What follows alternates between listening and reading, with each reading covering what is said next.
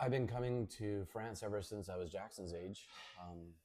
So it's a long time ago now, but I've always loved France. I love the culture is so different from America. I've always wanted to bring my son here since he likes to surf.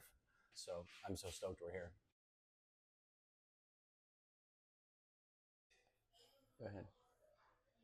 I think it's pretty cool we're able to compete together and surf as like a team. I think it's like a once in a lifetime opportunity. So I'm just stoked to be here. Stoked to share this time with him. Yeah, I think it'll be fun. I mean, it's very strange. I think it's very strange for both of us to be surfing on the same team. I'm not sure how Jackson feels about having an old man on his team, but um, I think we're both looking at it like it's just a really fun opportunity. There's no stress, no pressure, so I think it'll be great. Probably just be riding on the same board as him. We would take up on the wave, and I would like piggyback right on his back on the wave. When I was really little. I actually have given this advice to him many times. Even I think I gave him this advice yesterday. Literally, I just said, I hope you never lose your love for surfing. You know, like surfing is so good for your soul and your happiness and your just joy for in life. That I hope you never lose that, you know, because these days, like, it's his job, and sometimes surfing gets pretty intense and serious, and sometimes it's really crowded in the water, and it can be really stressful. And I think it's really cool that he's my dad, especially because he's had a lot of experience on the tour. He's coached some of the best surfers in the world. So when I ask him for like certain things that I need to work on, or just like basically just things I can work on in my surfing, I feel like he can have the right answer and have basically the answer that's going to get me the farthest. I feel like you just have the best information that I need to get better. And it's fun to surf with him when the waves are bigger. It's interesting. In some aspects, it's very hard right now. The industry is tricky. There's been a lot of change within the surfing industry with the events and the way the core industry is. It's pretty complicated, but it's also really cool because I feel like for kids these days, there's a lot of different opportunities that we didn't have when I was a kid. When I was a kid, the media was like magazines only, and you had to kind of like play the game in the magazine world with like, to try to get exposure. It was very difficult. And now there's like Instagram and YouTube and TikTok, and like, so the kids have a lot more freedom to express themselves.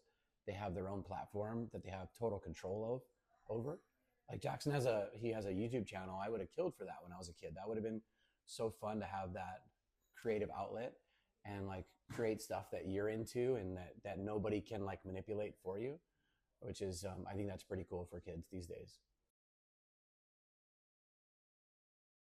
I would just have to say like all the guys that are starting to be successful on the tour, and then guys that have done it better than me, or guys that are just kind of taken over the surf world in the past however many years. I mean, Kelly was a big inspiration, obviously, and then John was super cool. I would say Felipe the past couple of years has been really impressive to watch him win his last two world titles. I think it's just cool to follow the paths of guys that have come before you and that have been really successful. I think that's the way you should do it to eventually make it on the tour. I think the strengths for Jackson are really in his mind. I feel like he's super creative, and he has like a thirst for knowledge, and like he really, really is like a sponge, where he loves to watch people's edits and like watch other people surfing, and he watches like like Yago Dora clips that are reversed so he can see them regular foot. So he's like really loves to study like surfing, and he's obsessed with getting better, but he really has a creative way to express himself in the ocean. And I think that is really, it makes his surfing really fun to watch because you don't really know what he's going to do. He doesn't surf like a robot at all. He surfs with his own style and his own approach, which I think is really cool. You know, a lot of kids these days, they surf in so many contests that they end up kind of all surfing alike, where they surf really like robotic, which is fine, but I'm really happy for him that he doesn't surf like that. I don't know, because when you were my age, you probably weren't thinking like, oh, I'm going to go out there and surf the biggest day of the year at like Jaws or something. But I mean, after your career, you got into it. At the moment, I'm not even close to thinking about doing that stuff, but maybe one day. I don't think so. I'm already scared enough of pipe and that stuff. I might like in 10 years or something surf like really small glassy Jaws, but definitely not real Jaws. No, I don't want him to follow me in that way at all. I want him to do what makes him happy and what he wants to do. I think he would probably know whether he was super interested in riding big waves already, but he rides big waves and waves that are scary, but he's a really good high performance surfer. So he could surf on the tour if he wanted to and stuff like that. But yeah, no, I don't ever think, oh, he should ride big waves because I did or anything like that. That is like a choice that you have to make personally for yourself, and you have to do it for all the right reasons. So there shouldn't be any pressure at all to ride big waves, I don't think, especially from a parent. I think that's crazy. You should encourage your kids to do good things. Like if you want your kids to surf, or if they choose to become a pro surfer, to pressure them to surf a lot is fine, because that's their choice and they want to, if they're serious about it, they should, you know, really like make that effort. I haven't focused on surfing big waves in probably 6 or 7 years now. And that was always my plan I'm 51. So like when I was about 45, I wanted to be totally finished with surfing really big waves.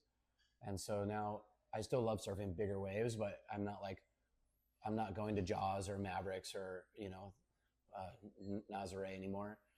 And I'm really happy about that. I feel like I gave it a big effort for like a 20-year span.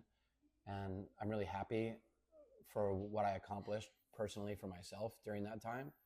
And I don't have like any regrets at all. But yeah, as a parent, I feel like it would be pretty irresponsible for me to continue doing that with kids and a family and stuff now. Especially at my age, I feel like there's an age, it's a young man's game. So I'm really happy to surf bigger waves now and still have a good time, but I'm not risking my life anymore, for sure. I mean, obviously pipe's really scary because, I mean, if you fall wrong, you could be unconscious within seconds. So I feel like you kind of just have to play your cards right and not do anything dumb when it's big. And really just be calculated and be completely committed. And I think if you can do that, I think you can be comfortable and committed at the same time. And I think that's the best way to keep yourself from getting hurt and to get in the wave of your life at the same time. So I think that's the best way to approach those waves for sure. I don't really do that many contests right now just because there's not that many. It's kind of annoying. I always have contests at the exact same time, and then I won't have contests for months. But I think it's just harder to like practice surfing and then balance school in the same day. Just gotta keep yourself on it and be disciplined.